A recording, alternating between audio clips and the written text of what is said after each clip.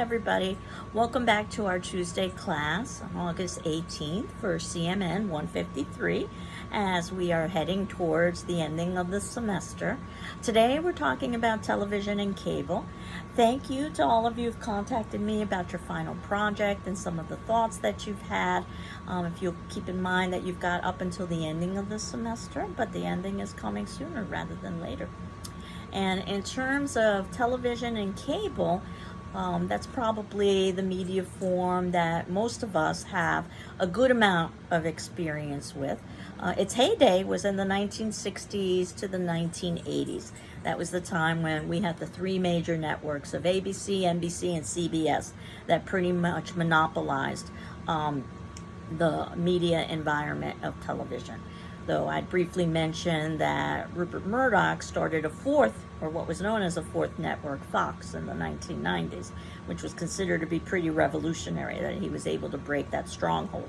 But the 90s was a very interesting decade because it was also the time of the introduction of the internet, and that's where all media began to experience some changes.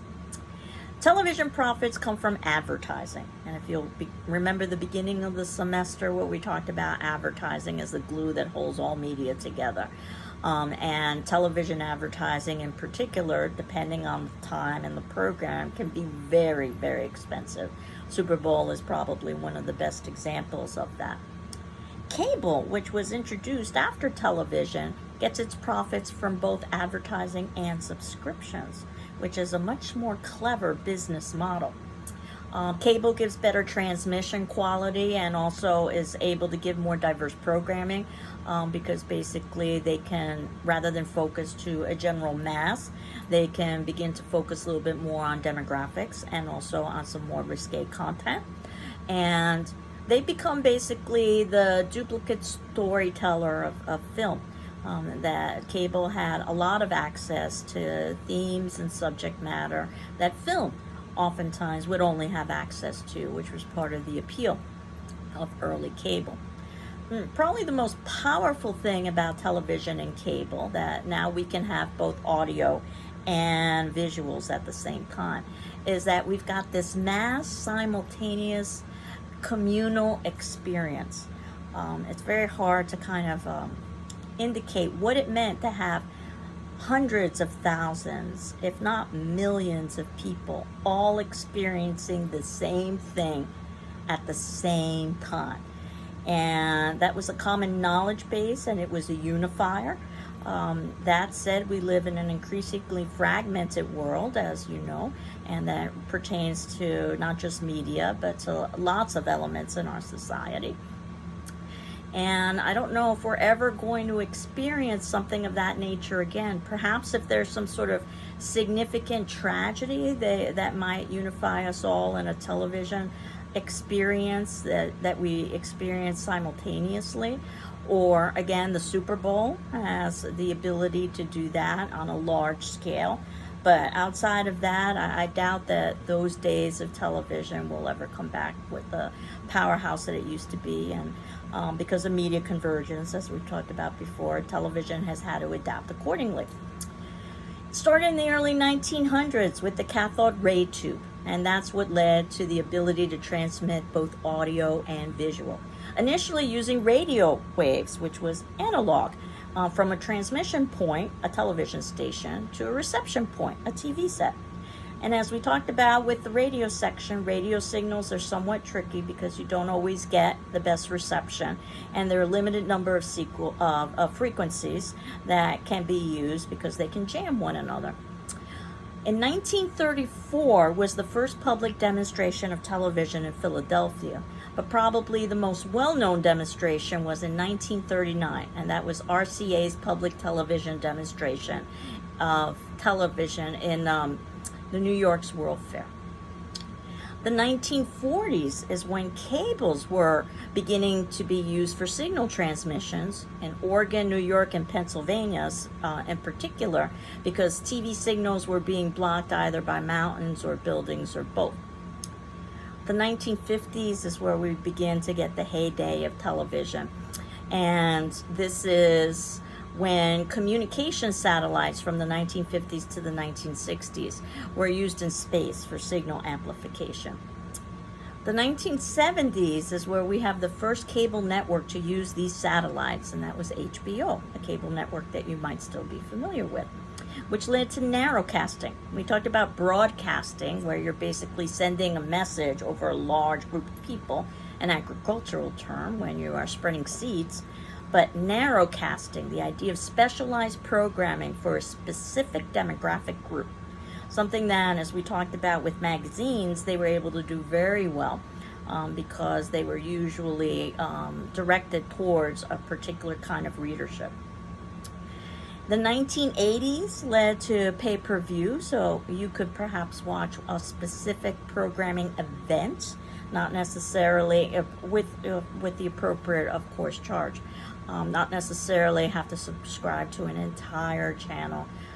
The 2000s is when we get video on demand, and this is the beginning of time shifting, where we don't necessarily all have to experience the same programming at the same time.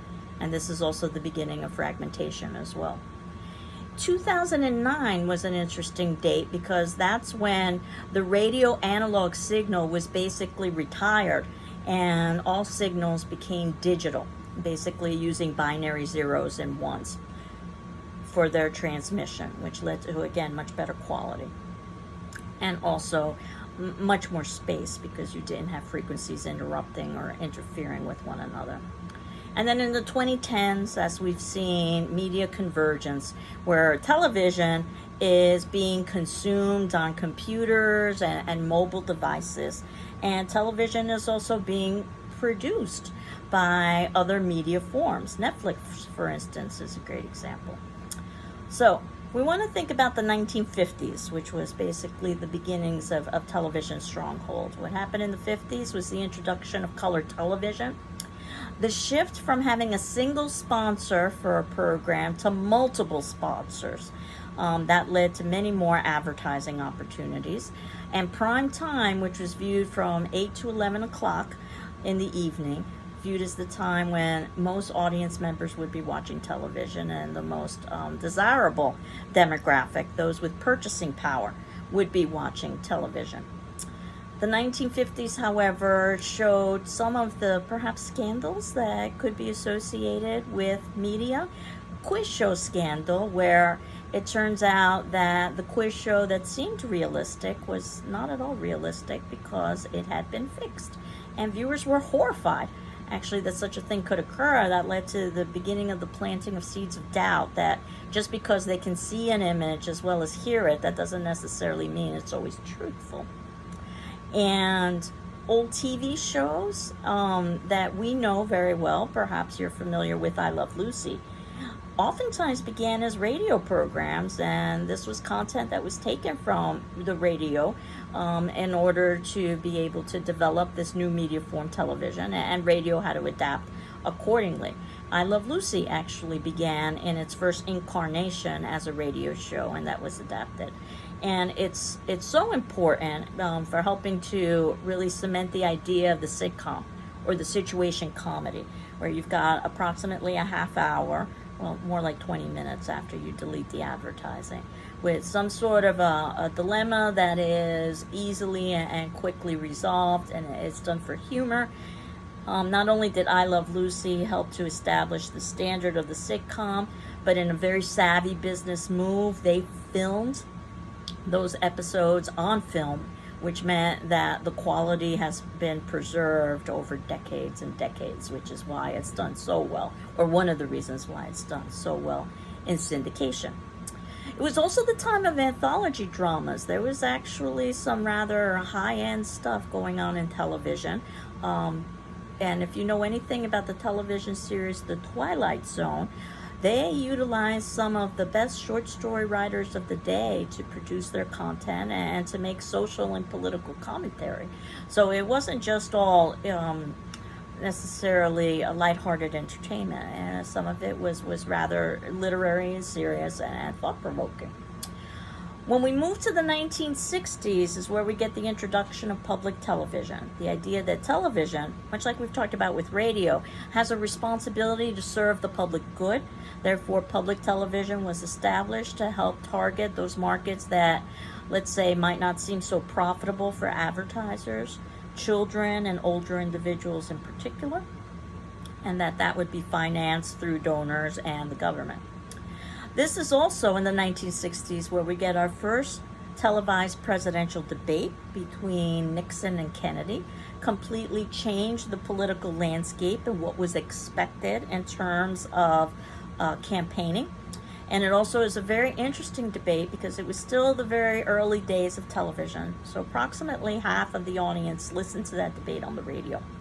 And the reason why that was important because the pollsters afterwards found some very interesting results that differed dramatically from those individuals who listened to the debate on the radio as opposed to those individuals who watched the debate on television. And those individuals who watched the debate on television said that basically, in their opinion, they thought that Kennedy won that debate. He appeared presidential and very calm and very attractive. Those individuals who listened to the debate on the radio came to an opposite conclusion, saying that Richard Nixon won that debate because of his argumentation and his use of evidence. So, and Richard Nixon made some big mistakes in terms of that televised debate, not understanding the power of television. He turned down makeup. You know, anything about TV, if you don't wear makeup, you look terrible. Kennedy was much better dressed than Nixon was. Kennedy had better posture than Richard Nixon did. For better or for worse, Nixon was a sweater. I'm not talking about an article of clothing, but that when the room was hot, and those studio lights are hot, you could see him sweating, which made him look nervous. So there were lots of things that made him look unattractive on screen, and so much so that probably helped Kennedy enormously in terms of his presidential debate and his presidential prospects, I should say. This is also when Walter Cronkite, we've mentioned this name before in terms of journalism, he's a very respected journalist at in his time, opposed the Vietnam War on air. And many say that it was his opposition to the war that led to the United States ultimately withdrawing. That he had that kind of power and that kind of respect back in the day when journalists were seen less as entertainers and talking heads and were seen more as democratic vehicles. 1969, probably the broadcast that has had more viewers globally than any other broadcast. 650 million plus viewers in 1969 across the globe were watching the first man walk on the moon. So if we want to talk about a unifying event that happened simultaneously. 1970s is where we're beginning to get local cable access channels. The idea that cable as well has a responsibility to serve the public good. And it was also the height of the TV miniseries, probably the best miniseries or the most famous miniseries during that time period, and perhaps the best, you can decide, was Roots, which was really revolutionary for his time. I was a little girl when that was on television. I remember watching it, and I remember the world being captivated and horrified at the same time with the miniseries of Roots. The 1980s was the heyday of the soap opera, and in fact, soap operas began in radio. And the reason why they're called soap operas is because the advertising was basically for soap and cleaning products, thinking that the majority of the audience of a soap opera would be female, and they would be the ones who would be making the purchasing decisions, especially for cleaning products such as soap. In terms of daytime television, the soap opera that had the highest viewership was General Hospital. One episode in particular in the early 1980s, which happened to be the marriage between two major characters, Luke and Laura. They were so popular as a couple that basically college classes were not being scheduled from 3 to 4 in the afternoon. Mondays through Fridays, because it was too difficult to fill those classes because everybody was home watching General Hospital or in their dorm watching General Hospital. So it was an event. I can say that it was everywhere. When everybody said Luke and Laura, you knew exactly what that meant. In terms of nighttime soap operas, and there were nighttime soap operas as well, there were quite a few, but perhaps the most famous would be Dallas, and a character by the name of JR who was shot as a cliffhanger, and the entire summer audiences wondering who shot JR. And I do remember this from my youth, and it being huge in terms of the cultural conversations of the time. 1980s was also when cable news began. This is where we've got CNN. And of course, we've talked about cable news and the 24-hour news cycle in our journalism section as well. 1983, and again, this would be the height of television, is where we've got the most viewers consuming a scripted television program. And that happens to be the finale for a television series called MASH, which stood for Mobile Army Surgical Hospital. And it was the story of a team of doctors in the Korean War. And that finale drew over 1 million viewers in the United States. And I was one of them. And again, that was the cultural conversation at the time, was the finale of MASH. The 1990s is where we start to get video recording, and this is important again because of things like time shifting. The idea that we don't all necessarily have to consume the content at exactly the same time, that we can consume the content at our convenience. And that's become something that we've come to expect in our current time period. The 2000s is where we basically see the ending of the sitcom, or its domination that it had previously, and the beginnings of reality television. Now, you can say that reality TV has been around since the beginning of television, where you've got things like quiz shows, assuming that they aren't scripted. Or you've got things like, I don't know if any of you ever heard of Candid Camera, where it was basically a hidden camera that was filming individuals who were experiencing pranks, and then viewers got to view that and for their entertainment, assuming that all of the waivers had been given by the person who was filmed and so forth. But when we think about the 2000s, this is where we get MTV's The Real World, where they were able to broadcast a group of young adults in a home, and their relationships and their tensions and conflicts and friendships with one another. And it was also the time of Survivor, a very important reality television show, just in terms of the number of viewers who were watching, particularly in its early days. And then in the 2010s is where we get media convergence. But in terms of reality TV, I don't know if you're aware of this, one of the reasons why reality TV became so popular in the 2000s was because of a television writer's strike. And at that point, content could not be produced. So what networks ended up doing was making lots of reality television shows that were inexpensive and to produce and to basically to show to audiences. And after the strike was over, networks realized that they didn't really have to pay a lot of money to writers, that reality shows, which by the way are not completely reality shows, there's some scripting there as well, even though there's lots of denial about that, but that reality shows didn't require the big name talent that you would find with scripted shows, and that would be just another way that networks could generate profit. So that writer's strike basically was the beginning of the reality show movement in the way that we think of it. And then in the 2010s, where we've got media convergence, where you can view things on other media, smartphones for instance, and again, other media are producing content as well, such as Netflix. So in terms of television, what I thought I would do is to give you something to watch. If we were in class, I would have some clips. Obviously that isn't going to be happening, but what I was able to find on YouTube was something called 100 Memorable TV Moments. And it's approximately a half hour or so long, I believe. And what it does is that it goes through what, from their opinion, the 100 most memorable moments.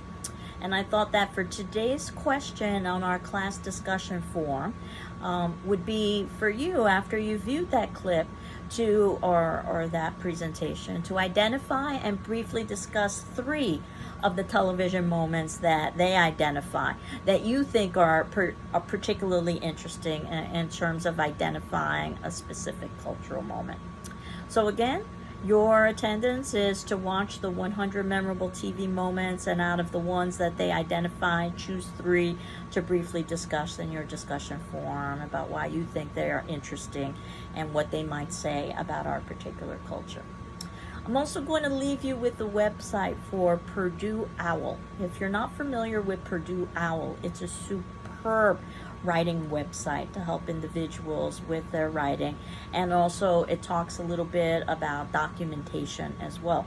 So as you're working on your final project, you might find that you might have some questions about writing or grammar, and there are lots of places where you can get that information from, and certainly you can contact me as well. But I do highly recommend Purdue OWL.